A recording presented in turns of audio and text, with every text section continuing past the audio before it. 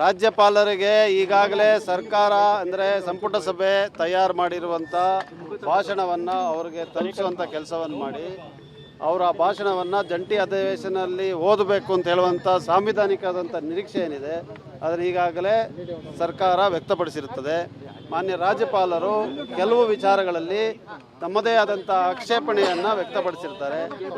ಆದರೆ ಆ ಆಕ್ಷೇಪಣೆಗಳಂತೆ ನಾವು ನಿರ್ಧಾರವನ್ನು ತಗೋಬೇಕು ಅಂಥೇಳಿ ಆ ನಿರ್ಧಾರ ಏನಿದೆ ಆ ನಿರ್ಧಾರವನ್ನು ಮಾನ್ಯ ರಾಜ್ಯಪಾಲರಿಗೆ ಮಾನ್ಯ ಕಾನೂನು ಸಚಿವರ ಮೂಲಕ ಅವರ ನೇತೃತ್ವದಲ್ಲಿ ನಾನು ಮತ್ತು ಅಡ್ವೊಕೇಟ್ ಜನರಲ್ ಸೇರಿ ಅವರಿಗೆ ತಿಳಿಸುವಂಥ ಕೆಲಸವನ್ನು ಮಾಡಿದ್ದೇವೆ. ಕೆಲವು ವಿಚಾರಗಳನ್ನು ಬದಲಾಯಿಸಬೇಕಾದ್ರೆ ಕೆಲವು ಭಾಷೆ ಬಳಕೆ ಇರ್ಬೋದು, ಕೆಲವು ನಾವು ವ್ಯಕ್ತಪಡಿಸಿರುವಂಥ ಭಾವನೆಗಳನ್ನು ಬೇಕಾದ್ರೆ ತಿದ್ದಬೇಕಾದ್ರೆ ನಾವು ತಿದ್ದಕ್ಕೆ ತಯಾರಾಗಿದ್ವಿ, ಅದನ್ನು ಸರಿಪಡಿಸೋಕ್ಕೆ ತಯಾರಾಗಿದ್ವಿ. ಆದರೆ ಸರ್ಕಾರದ ಆಶಯಗಳು ನಿಲುವುಗಳನ್ನೇ ಕೈ ಬಿಡಿ ಅಂತ ಹೇಳಿದ್ರೆ ಅದು ಸರಿಯಲ್ಲ ಮತ್ತು ಅದು ಸಂವಿಧಾನಿಕವಾಗಿ ಕೂಡ ಇರೋದಿಲ್ಲ ಅಂತ ಅದನ್ನು ಅವರಿಗೆ ತಿಳಿಸಿದ್ದೀವಿ. ಅವರು ಅವರ ಅಭಿಪ್ರಾಯವನ್ನು ವ್ಯಕ್ತಪಡಿಸಿದ್ದಾರೆ.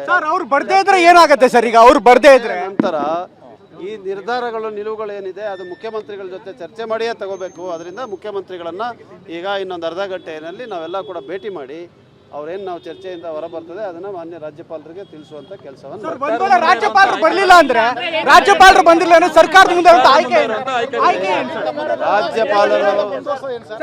ರಾಜ್ಯಪಾಲರು ಬರದೇ ಇರುವಂಥ ಪ್ರಶ್ನೆನೇ ಉದ್ಭವ ಆಗೋದಿಲ್ಲ. ಈ ದೇಶದಲ್ಲಿ ಸಂವಿಧಾನ ಅನ್ನೋದು ಇನ್ನೂ ಉಳಿದಿದೆ, ಇನ್ನೂ ಜೀವಂತವಾಗಿದೆ. ಸಂವಿಧಾನದ ಅಡಿಯಲ್ಲಿ ಆರ್ಟಿಕಲ್ 176ನಲ್ಲಿ the governor shall address the joint session of legislature ಅಂತ ಹೇಳುವಂಥದ್ದು ಸ್ಪಷ್ಟವಾಗಿದೆ. ಆ ರೀತಿಯಾದಂಥ ನಿರ್ದೇಶನವನ್ನು ರಾಜ್ಯಪಾಲರು ಉಲ್ಲಂಘಿಸುವಂಥ ಪ್ರಶ್ನೆ ಉದ್ಭವ ಆಗೋದಿಲ್ಲ. ರಾಜ್ಯಪಾಲರಿಗೆ ಈಗಾಗಲೇ ಸರ್ಕಾರ ಅಂದರೆ ಸಂಪುಟ ಸಭೆ ತಯಾರು ಮಾಡಿರುವಂಥ ಭಾಷಣವನ್ನು ಅವರಿಗೆ ತಲುಪಿಸುವಂಥ ಕೆಲಸವನ್ನು ಮಾಡಿ ಅವರ ಭಾಷಣವನ್ನು ಜಂಟಿ ಅಧಿವೇಶನದಲ್ಲಿ ಓದಬೇಕು ಅಂತ ಹೇಳುವಂಥ ಸಾಂವಿಧಾನಿಕವಾದಂಥ ನಿರೀಕ್ಷೆ ಏನಿದೆ ಅದನ್ನು ಈಗಾಗಲೇ ಸರ್ಕಾರ ವ್ಯಕ್ತಪಡಿಸಿರುತ್ತದೆ. ಮಾನ್ಯ ರಾಜ್ಯಪಾಲರು ಕೆಲವು ವಿಚಾರಗಳಲ್ಲಿ ತಮ್ಮದೇ ಆದಂಥ ಆಕ್ಷೇಪಣೆಯನ್ನು ವ್ಯಕ್ತಪಡಿಸಿರ್ತಾರೆ. ಆದರೆ ಆ ಆಕ್ಷೇಪಣೆಗಳಂತೆ ನಾವು ನಿರ್ಧಾರವನ್ನು ತಗೋಬೇಕು ಅಂಥೇಳಿ ಆ ನಿರ್ಧಾರ ಏನಿದೆ ಆ ನಿರ್ಧಾರವನ್ನು ಮಾನ್ಯ ರಾಜ್ಯಪಾಲರಿಗೆ ಮಾನ್ಯ ಕಾನೂನು ಸಚಿವರ ಮೂಲಕ ಅವರ ನೇತೃತ್ವದಲ್ಲಿ ನಾನು ಮತ್ತು ಅಡ್ವೊಕೇಟ್ ಜನರಲ್ ಸೇರಿ ಅವರಿಗೆ ತಿಳಿಸುವಂಥ ಕೆಲಸವನ್ನು ಮಾಡಿದ್ದೇವೆ.